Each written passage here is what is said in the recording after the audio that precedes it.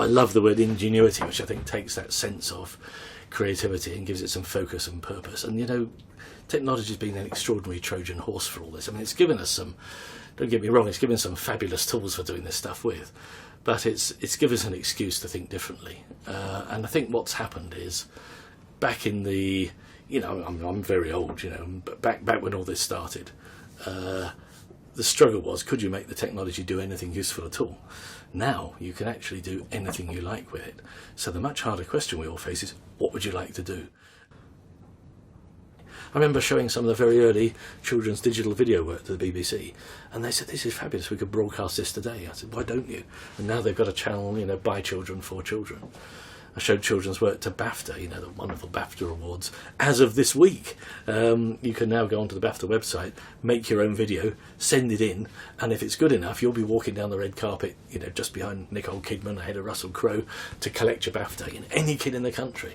So this cinema, you know, by people, for people. So I think that sense that you might be able to contribute every single time, and your contribution isn't just going to be, well, so-so. It's going to be flip. It's going to be amazing. I think that's the bit that's every time that's what seduced me. When we first started with all this stuff, a lot of it was about productivity, and there were people out there saying, let's use technology to do what we're doing already, but a bit cheaper or a bit quicker, with more children, faster. You know. Now I think people are thinking much more, what were the things that we could never do before that we can do now?